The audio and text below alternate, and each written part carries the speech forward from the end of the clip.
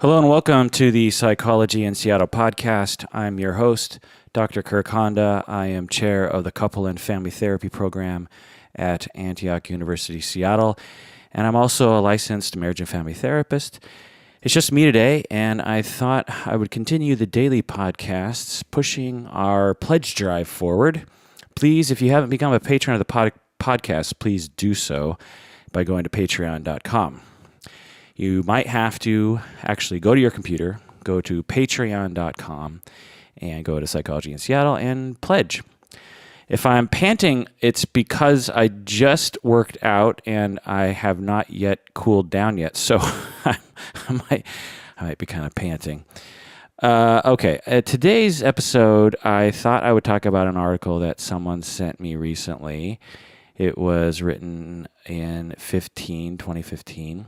And it's titled 6 Eating Disorder Myths Debunked, and it's written by Nina Bahadur.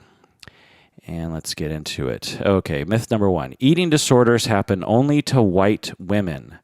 They're saying that it's a myth that eating disorders happen only to white women. Yes, this is a massive myth. When you think of a person with anorexia, my guess is that you picture a white woman. And this is a problem to some extent because there are lots of people who suffer from eating disorders that are not women and are not white. And it's even possible, so for instance, just on the gender issue for cis females, cis males, it's estimated that about a third of people who suffer from eating disorders are men, which, is 30-40% of people with eating disorders. However, it's possible that it's much more than that because of underreporting and misdiagnosing. Since people have a stereotype about eating disorders, they might actually, when they come across someone with an eating disorder and they happen to be men, they might not actually detect it and record it. And if you're a man and you have an eating disorder, you might not recognize it in yourself because you think, well, I can't have an eating disorder because I'm a man. So it's even possible that it's much greater than that. So in general, I just like to assume that if someone says this person has an eating disorder, I give it about an equal chance that it could be a male or a female. And when it comes to ethnicity, same sort of thing. There seem to be some differences among ethnicities. It's hard to measure this sort of thing because it depends on how you define eating disorder and where you look and, how you ask the questions. But there seem to be some differences among ethnicities, but in general, there are very small differences. A lot of research says that there's really no difference between ethnicities and race when it comes to eating disorders. So again, just when you think of eating disorders, think of it as a problem for men and women and for people of all ethnicities and around the globe. It just so happens that for whatever reason in American culture, we, for whatever reason, only emphasize white and often blonde white girls as the poster children of eating disorders, but that's a problem. And I don't know how to break this myth. It's I think we have to have a campaign, or maybe there is a campaign to raise awareness, because when you have a myth like this, like I said, not only will you have clinicians misdiagnosing people because of stereotype, but also you'll have individuals with problems not detecting it in themselves because they think, how can I have an eating disorder? I'm not a blonde girl. So there we go. All right, myth number 2. Eating disorders only happen to young people. Eating disorders only happen to young people. Again, another stereotype. When I think of the poster child of eating disorders, I think of a young woman or a teenager, between 15 and 25. This is a myth. There does seem to be somewhat of a higher prevalence among younger people. But you can have eating disorders as an elderly person. You can be 70 years old and have an eating disorder. Absolutely. So yeah, that's another stereotype that we want to break. For instance, imagine a 60-year-old black man being anorexic. That's totally possible. And the only reason why we can't picture that in our mind is because it's just not depicted in our culture. But absolutely, a 60-year-old black man can suffer from an eating disorder. Absolutely, it happens. It's just not reported and not talked about. Okay, another myth. All those with eating disorders are skeletally thin. Yeah, I would say that this is a myth that's out there. People think that if someone isn't very thin, then they don't really have an eating disorder. And this is a misunderstanding of what an eating disorder is. Certainly, eating disorders can lead to being very, very thin, but for many people, it doesn't lead to that. For many people with eating disorders, it doesn't involve that element, that they become very thin. For instance, I worked with people that suffered from bulimia, and they were rarely thin. They were average build or even above average build. And so you can have an eating disorder and not be super thin. So it's just something to think about. Number 4 myth, anorexia and bulimia are the most common eating disorders. So there's this eating disorder in the DSM-5. We have this thing called not otherwise specified. So NOS, not otherwise specified. So you can have or I should say in DSM-4, we used to say not otherwise specified. The new language in DSM-5 is other specified. It's like, why? I don't know why they changed the language, just to make it more confusing. It's funny because when I was first learning about psychopathology and DSM in 1995, the DSM-4 had just come out, I think in 94. And so everyone was still using the language from DSM-3. And one of the old language elements was the term rule out, meaning that if you were seeing someone for the first time and you thought, well, it seems like they might have depression, but I'm not quite sure. So I'm going to rule out depression, meaning that you write that in the diagnosis. You're basically saying, I'm not quite sure about this, and so I need to do more assessment to know. But for now, it kind of looks like they might have depression. Well, the 4 language said rule out was no longer the term. Why? Who knows? The new term was provisional. Provisional makes probably more logical sense because rule out, it's like, what in the world does that mean? That's jargony. But provisional, it makes more sense to the general public because it's provisional. That's the definition. Is it's you're not quite sure, and it's temporary to some extent. Well, in 4, they use the language for a different concept. You would have all the different mood disorders, and then you would have, I believe, mood disorder not otherwise specified, or mood disorder NOS, or anxiety disorder NOS, not otherwise specified, meaning that there's a disorder there, but they don't fit into any of the other diagnostic categories, but there's definitely a problem. And so we're going to throw all these people into this NOS category. Well, apparently, according to research, the eating disorder NOS is the most prevalent eating disorder, and it's even more common than anorexia and bulimia. And but with the new DSM-5, maybe they need to do more research to double check that. I'm guessing it would still be similar to that.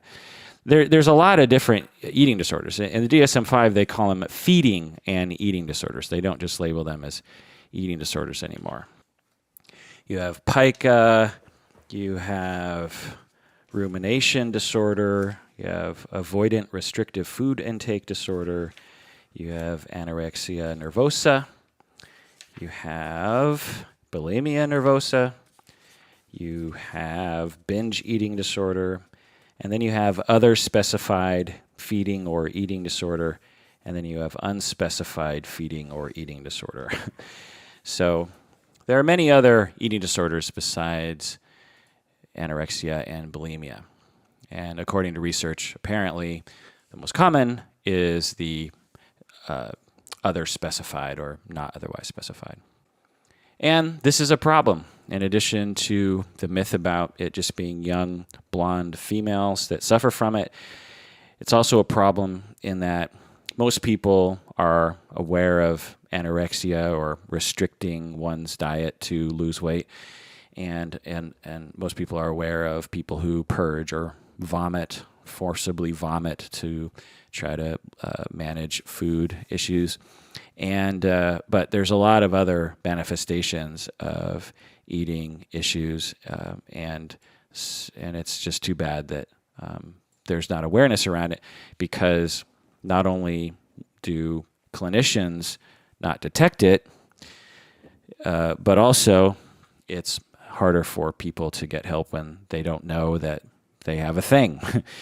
A lot of people benefit when they realize, oh, this is a thing. This is something that other people suffer from, and therefore there must be either others that I can go to for help and others I can talk to about this that will understand my issues.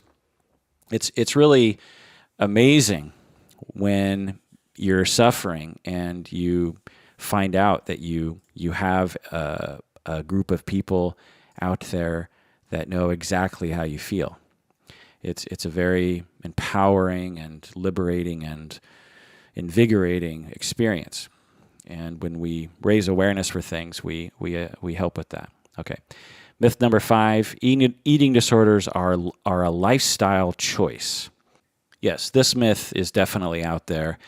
I will talk with people about eating disorders, or I'll hear people talking about it, and they seem to believe that eating disorders are, it's just someone who has some body problems and they're dieting too much, or they're overly concerned with being thin, or they eat too many salads, or I don't know.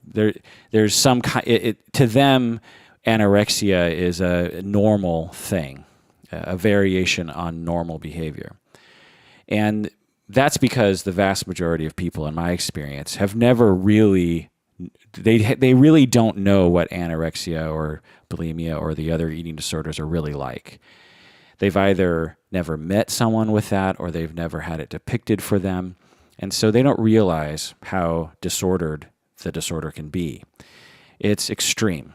It's no joke. It's not just wanting to lose weight. It's not just dieting a lot. It is an extremely debilitating, even to some extent delusional disorder. Just as an example, when you talk to somebody, and perhaps you've heard of these kinds of things. When you talk to someone with typical anorexia, they will be, wasting away. They'll be 5'4" and weighing 90 pounds. And if you're not familiar, 5'4", I don't know, should probably weigh 120 at the lowest, I'm guessing, just a rough estimate there. So if they're weighing 90 pounds, then that's like 25 or 30, 40% underweight or something. And you can see the skeleton behind their skin. They are confused. They believe that they're fat. They believe they're disgustingly fat.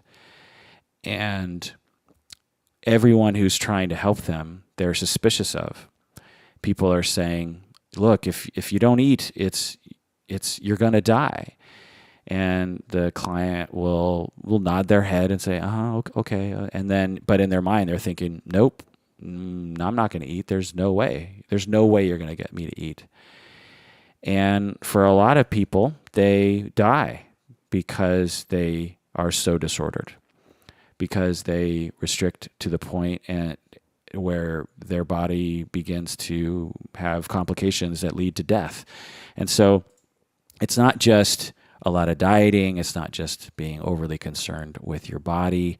It's an extreme disorder. Bulimia, same thing. It's not just something that people do. You can vomit as a way of trying to monitor your calories and not qualify for bulimia. Just because you're vomiting doesn't mean that you qualify for the diagnosis.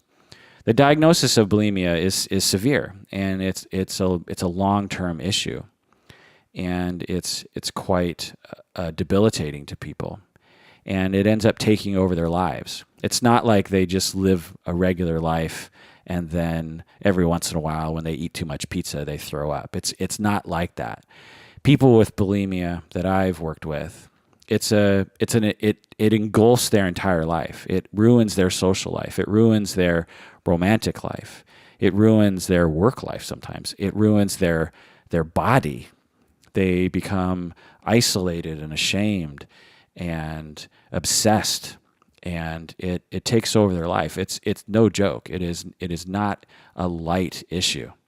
So yes, definitely this myth is a problem. Eating disorders are a lifestyle choice. That is a massive myth. All right, the final myth here. Eating disorders are caused by dysfunctional families. Yes, this is another myth that is out there. It's something that I actually hear from a lot of clinicians whenever they come across someone with an eating disorder. They assume that there's something very wrong with the family. They assume that the mother often is blamed. They will often look for someone in the family to blame for the eating disorder. And I'll tell you this, absolutely, if you have problems in a family of any sort, trauma, conflict, other people with eating disorders, a family that approaches food in very strange ways and approaches body image in very strange ways, this will increase the risk of having a feeding or eating disorder. But you can have an eating disorder emerge out of a quote-unquote healthy family. That can absolutely happen. Plus, disorders like this are rarely as simple as saying, oh, it's because of the mother. It's usually much more complex than that, in my opinion. It's actually, to some extent, impossible to nail down why people develop these issues, because you would have to have some way of observing and measuring and coding someone's experience growing up in a very minute way. And we just don't have the technology or the interest in doing such a thing. Plus, our genetic research is in its infancy, and so we have a hard time determining that. Plus, genetic research right now is primarily focused on coding our DNA and looking for correlations. And this is a small portion of what the future of genetic research will show us. Epigenetics are perhaps more important than genetics. But anyway, the point is it's very hard to determine the cause of a eating disorder in somebody. And to point to the mother as the cause is short-sighted and misguided, wrong-headed, and abusive to the mother. In my experience, people with eating disorders often come from families that have issues regarding food and body image. But let me ask you this, what family doesn't have problems with food and body image? I mean, what family do you know doesn't have someone in the family, if not everyone, that is suffering from some kind of oddity or some kind of stress or anxiety or some kind of family issue around food and body image? I would say every family in American culture has some problem. So if you're looking for some correlation there, it's not hard to find in any individual's life. Plus, again, you have to think about genetic issues. You have to think about trauma issues. You have to think about culture. You absolutely have to talk about culture. Everyone that knows me knows that I am often railing about our ignoring of the cultural factors that are involved, and our culture absolutely causes all sorts of problems. It's very complex, but just to think off the top of my head regarding how culture can play a role in eating disorders is we have a culture that is centered around crappy food for you. we have commercials, and we have a system in which fast food is something that you should do. You need to work hard. How many people, for instance, are given 2 hours during the middle of the day to go to their local grocery store that has local greens and vegetables, and make a wonderful salad for themselves, and kick back and really think about what they want to eat, and eat it at their leisure, and then go back to work? How many people have that luxury? I would say less than 1%. The vast majority of Americans, the way our culture is, the way our culture tells us that what we're supposed to do, and the way our system is regarding labor and the workforce, is you might have a half an hour to eat lunch, which means that in between all the things that you're stressed out about, and by the way, when you're stressed out at work, you tend to eat more, and you tend to look for more high calorie, high salt, high fat foods. And so what do? You go to the cafeteria that serves pizza and serves bagels and cream cheese and things that aren't good for you, or muffins, donuts, and this sort of thing. And you're hopped up on coffee and Diet Coke, and you're not exercising, and you're just sitting at your desk all day. And that's our culture. So you have that factor, and then you have this other factor in our society that gives people the impression that there's something wrong with them if their body doesn't look a certain way. And so unless you are one of those rare individuals who has a body that looks a particular way, like the way the models look, then you're already in a place of shame, in a place of avoidance. And when you're ashamed of your body, then you tend to get a little weird about it. You tend to act funny with regards to how you manage it.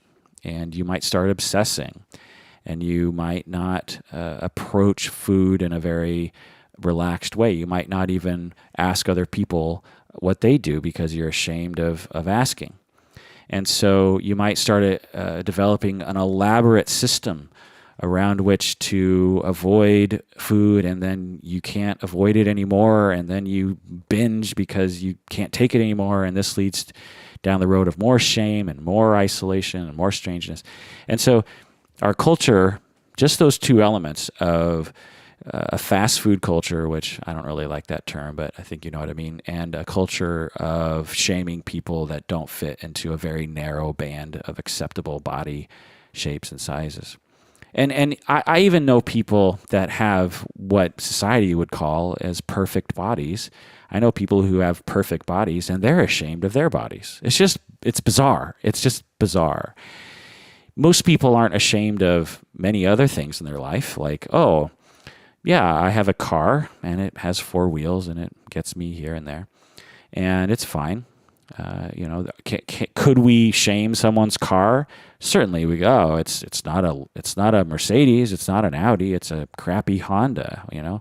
But people would say, "Well, fuck you. I don't care. This is my car. I like it." But when it comes to bodies, how many people are proud of their bodies?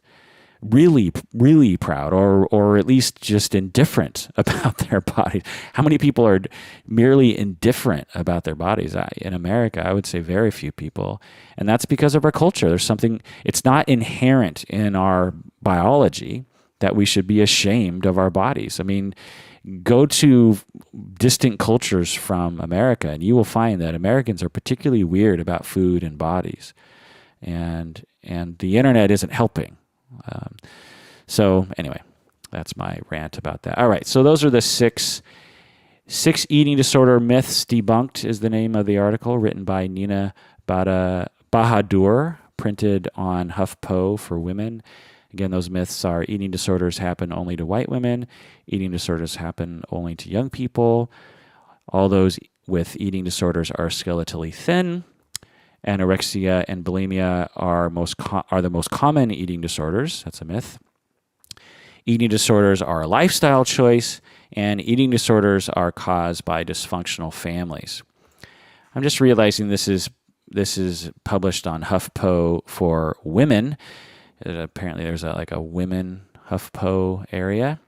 And if we're going to debunk these myths, it shouldn't just be on the women page. right? It should be everywhere, or even just on the men page. I don't know.